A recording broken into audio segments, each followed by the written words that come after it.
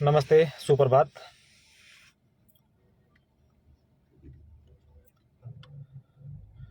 दो दिन से लगातार मुझे सैकड़ों लोगों के फ़ोन आ गए।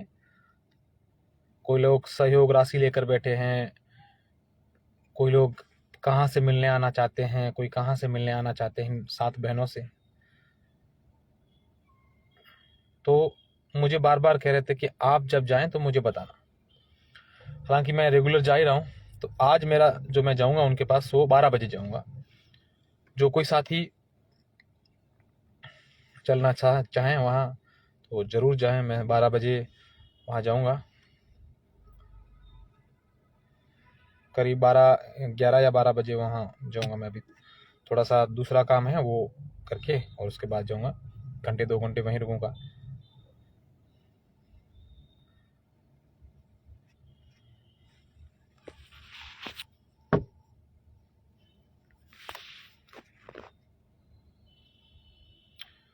लाखाराम जी लिख रहे हैं, भाई जी जिसने एक्सीडेंट किया उसका नाम नहीं आ रहा है। किसने कहा नहीं आ रहा है सर?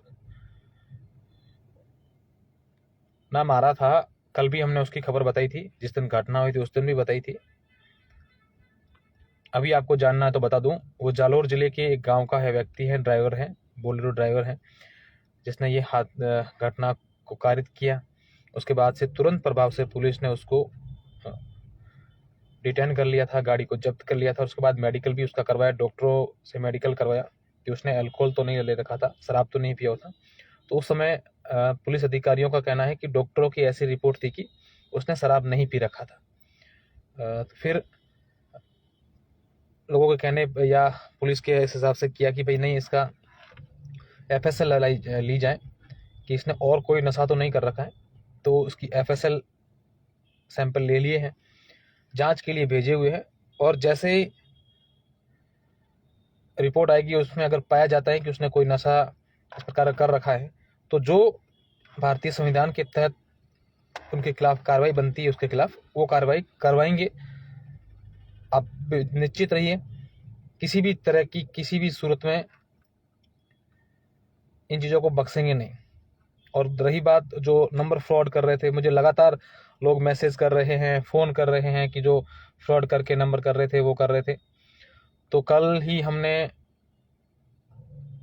एक आम नागरिक से रिपोर्ट दिलवाई, जागरूक नागरिक से थाने में, और उसमें कार्रवाई भी हो गई।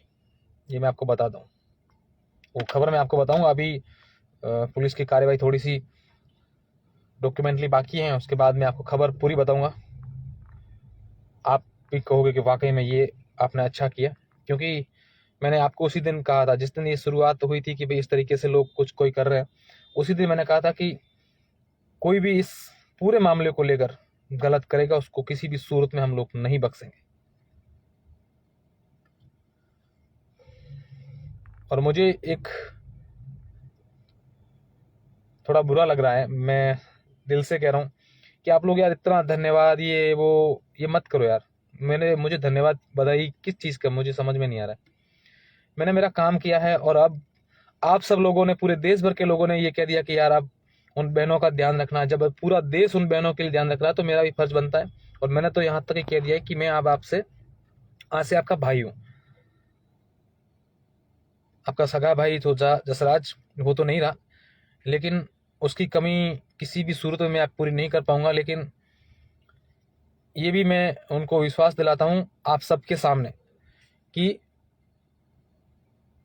एक भाई की जो जिम्मेदारी होती है वो मैं पूरी पूरी ईमानदारी से निभाने की कोशिश करूंगा। इंसान को अपने जीवन में कुछ ऐसा कर देना चाहिए, और शायद भगवान ने यही लिखा था कि ये सब होना था। तो आज मैं 12 बजे वहाँ जाऊँगा। आप सब लोगों को सूचना दे दूँ, क्योंकि लगातार फ़ोन आ रहे, कम से कम 200 से 300 लोगों के फ़ोन आए कि अशोक जी आप जब भी वहाँ जाओ तब मुझे बताना, हमें बताना। तो ये संभव नहीं है कि मैं सभी को फ़ोन करके बोलूँ कि मैं जा रहा हूँ, इसलिए लाइव आकर के सभी को कह रहा हूँ कि आज मैं जाऊँगा। अगर आप में से कोई आना चाहें तो ज़रूर आइएगा। धन्यवाद।